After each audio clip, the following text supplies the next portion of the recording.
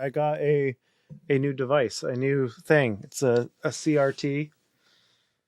You got a CRT like I did. I did. I was jealous. You were talking about it, and I was like, I don't have enough distractions at my desk because this is the desk I work at. Not enough video games. That's really the problem. It's not enough. Not enough devices that do it. Not enough. I got a PS5 here. I've got everything. Yeah. So I was jealous of your CRT. So I knew a guy who's local who mods TVs, retro TVs like this, and he adds a connector, which is a SCART connector or a RGB connector. Oh, I got to make sure it's RGB and not RBG. The notorious gang signs. The notorious Ruth Bader Ginsburg. No, it's red, green, blue, and most European TVs of the era, or a lot of them had that connector, that SCART connector. This guy, he mods it so it has that connector, and so I can get the high quality signal from my Super Nintendo to the TV, and it does look way better. And you were saying like, oh, isn't the goal of retro TVs to look kind of shitty? Well, it's like using like the components or the composite on the back of your DVD player. You want to use those components rather than the... Well, so that's the question is, what you're getting out of SCART, if I understand, by taking a nice big SCART, you're getting the highest quality that's still native to the technology. Correct. So it's not like you're spoofing it and making it HDMI and then like you're just back to a digital TV or something. Yeah, because the composite signal is obviously it's like compressed. So this is like more uncompressed signal. It's what the best this technology can do. Well, that makes sense. Like, when you have the choice with a Wii between RGB and whatever the other one is, there's another one too. Yeah. For composite. There's RGB versus composite. Yeah. Yeah. It's the same. It's is it composite versus component? That's the composite versus component. That's what we're talking about. I haven't had to think about this in a while. I know. It's usually just HDMI. I have considered like with this having the CRT, maybe like getting like a down converter to go from like HDMI to component so that I can play like the mini console on the CRT. That's occurred to me. Oh, that's kind of an interesting concept. I'm sure those must exist, right? But by the time you get there, you're just like, what am I doing? Yeah, you're pretty removed from authenticity. Yeah. Well, this is great. I've got this is Chrono Trigger playing right now. I've got the Super Nintendo Junior, and it's my original cart from my childhood. So this is more authentic. Yeah. And you ended up ordering an SNES Everdrive as well, right? Yeah, they came in stock. So I especially with this, this has been great. Like, especially when I'm working right here and I have to render something, I can just pick up the little 8-bit DO controller, and these are the things I have to purchase to be happy. So right now, is that the video game station of choice because it's kind of the new one? Yeah, it's the new one, but it's just a nice size. Like I had a 20 inch. I agree. I had a 20-inch and it was too big. Like I had it on here and I was like looking up to play it. And so this is 13-inch. So it's a little bit bigger than yours. But it's perfect. It's perfect size. It's nice, sharp. It's got some good geometry, as some of the image nerds say. And it's been really a pleasant experience. It's like childhood, but a little more high res. You want to know why I bought my CRT? It was because this guy, Smash Brothers Gaming, who sent us the Slasher Kart 64 cartridge. I ended up following him on Instagram, and this dude, he posts these images that capture my imagination and my heart. Like he posted one that's like, it's a mini PS1 with a Powerpuff Girls VHS, Powerpuff Girls on PlayStation 1. When Kevin Conroy died, there was like, he had I think Adventures of Batman and Robin on Genesis. He had a Sega Genesis set up, and he had like a Batman the Animated Series VHS going. And I was like, I'm jelly. I don't quite have that. And this is what got us, we talked last time and got a lot of engagement, by the way, from our viewership on this topic of VHS as a collectible. I got there was like kind of 2 or 3 stock answers to the question of like, will VHS become collectible? And I also learned from that video, if you phrase the title of a video as a question, you get way more engaged. Like people can't help but try to answer your question. Will you listen to this podcast? They'll fucking answer. Are CRTs the best way to play these games? Scart or no scart? They can't help themselves, these nerds. But all right, look, I'm looking at one right now. That's it's Pokemon the movie 3, or Pokemon 3 the movie rather, with Game Boy Color Pokemon. I can't see which one, and a purple Game Boy Color. That's the same image he took, and I'm like, I want it. Just the nostalgia bombs. The stock answers that I got were like either VHS has been collectible for a long time already. It's just mostly schlock and horror. Or they were like, no, you fool. It'll never be, it's too bad of a format in the first place. People will never collect for it. And then there was a third that was like, well, very few people collect for VHS, but I do. And I used to pick them up at Goodwill or whatever for like 10 cents. And now they've gone up to $1 or $2. Yeah. So then after having seen all of those responses, I found myself at ye old flea market. I love going to the flea market at Christmas time, by the way. The Raynham flea market in particular, they're open Saturdays and Sundays. Normally they're just open Sundays. In the Christmas season, they're open Saturdays too. Oh man. And the amount of like retro toys and video games just keeps increasing. Like just like almost every aisle has something. And I encountered a new one. I think the place was called the Fuck Attic. Or the fucking attic. It was something about it, but the guy had the guy had a wall of VHS, and he had a DSi.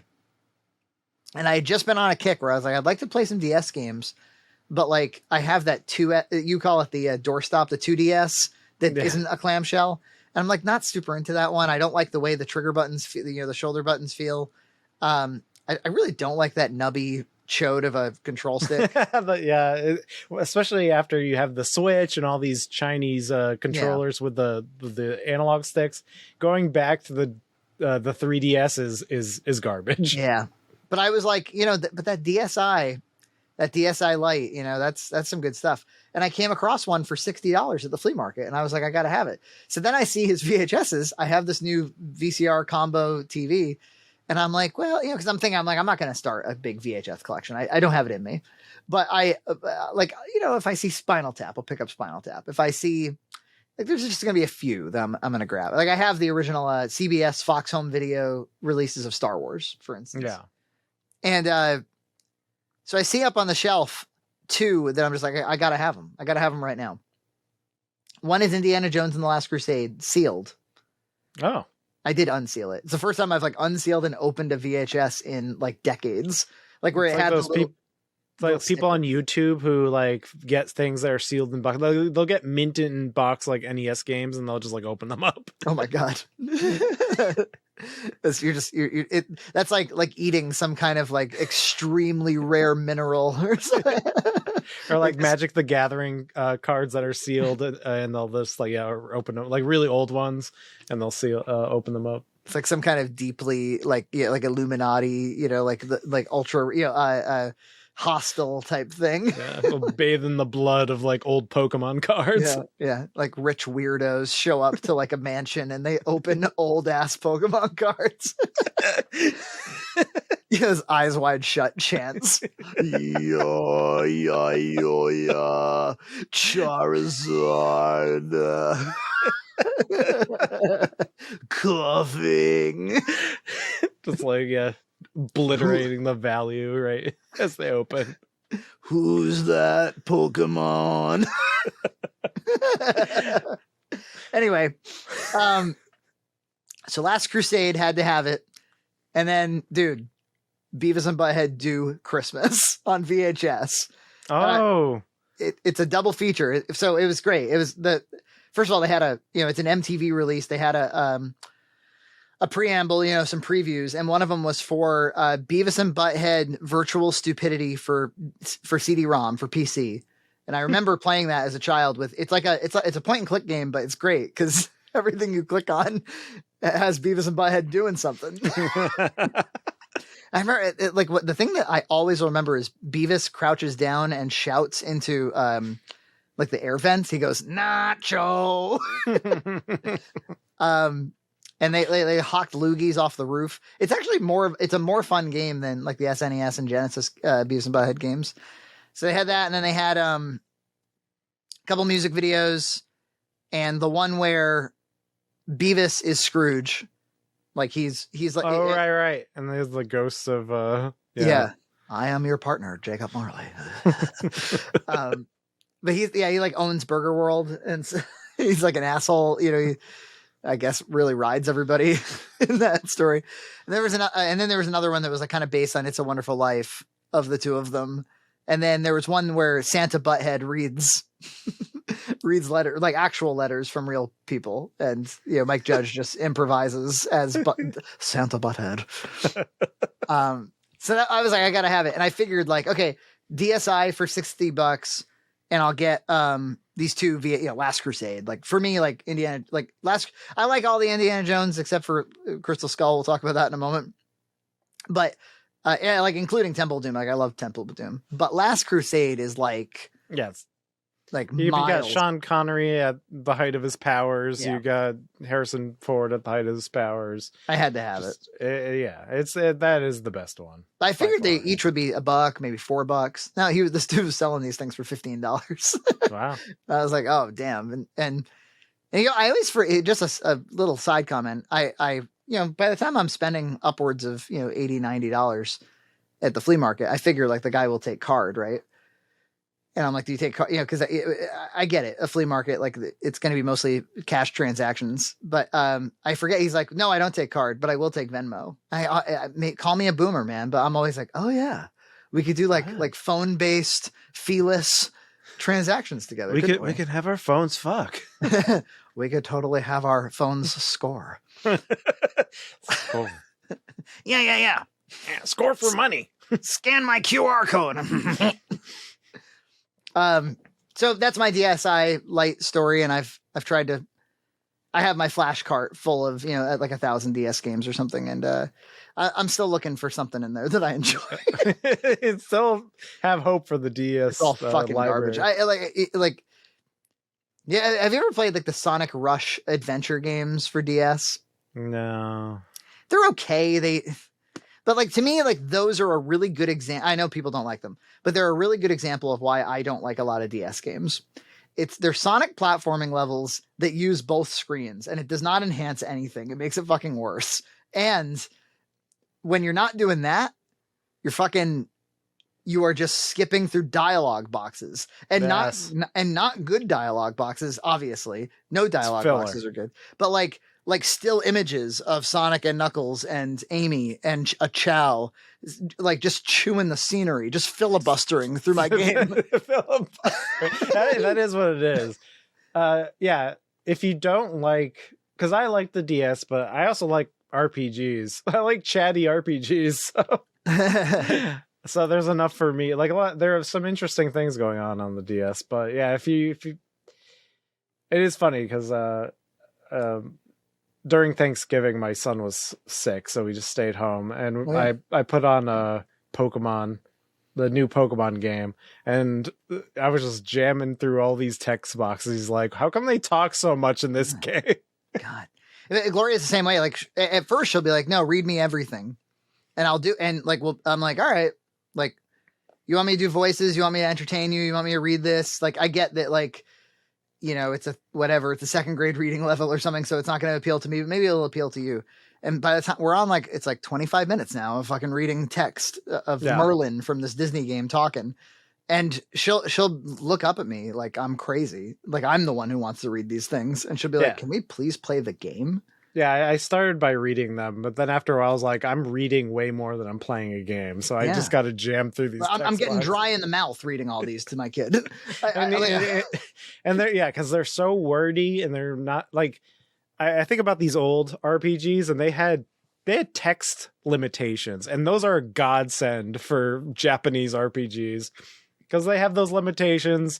The English translators had to get right to the point because you couldn't spend all that cartridge space on text. There are great games that have text boxes, like an obnoxious amount of text boxes that you forgive, you give a pass. But even like every one of there's one that I've been playing. What's it called? Is it like Atom Boy or something for GBA? What's that game called? Shoot. Yeah, Astro Boy. Astro Boy, yeah. And it's a pretty good platformer and it's a great graphics for the GBA. It's like, honestly, it's probably like a top 20 GBA game. But it's the kind of thing where, like, I don't know, the move set is pretty, like, there's a lot of stuff in there you might not think to do, like down and A and B or whatever. So it wants to have, but it's got this lengthy tutorial where I'm like, you couldn't just drop me into the game and I'll, give me an easy level and I'll figure it out on my own. Or yeah, it was like an hour and 30 minutes of text boxes for this Pokemon game. Like, that was the tutorial, and it's like, I wish they would just, and then the world opens up and you're just like, I wish they would just drop me in that world and I just figure it out, The one that I was comical, the one where I was like, I cannot believe I spent $60 on this, was Pokemon Snap for the Switch. Yeah, especially because that's like more, it should be more arcadey, but they talk so much in between the missions, and I couldn't believe it. I'm like, this is it, huh? This is the first party shit. This is $60 and cutting edge graphics. Like, they should have speed runs, EJ, to see who can get to the game fastest. That's pretty much what speedruns are. They're mashing the A button. Like, I bet the world record for getting to the actual game in Pokemon Snap would be like 3 minutes. It takes forever. And then by the time I'm so slobberingly grateful just to be playing anything at all, that like when it's over and they shove like photo albums at me and like commemorative books, and I'm supposed to keep a lot of documentation about my photos. And I'm like, I can't. And they're like, do you want to save this picture of this Pokemon or discard it? I'm like, I don't know. You tell me. I just want to play. Like, I don't want to. I'm not. Is this like budget simulation or something?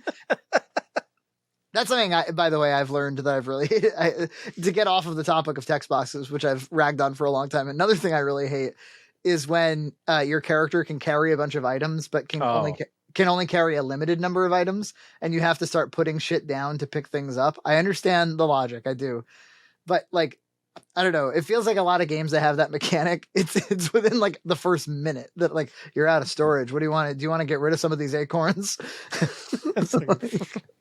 Yeah, it's always better when they do away with those limits. Like, what was the game I played? Maybe Elden Ring. Elden Ring, you can just carry as much stuff as you want, and so I enjoy games like that. Yeah, where you just. It's magic. Who cares? I don't want to deal with menus. Subscribe to Red Cow Entertainment on Patreon for full episodes every other week.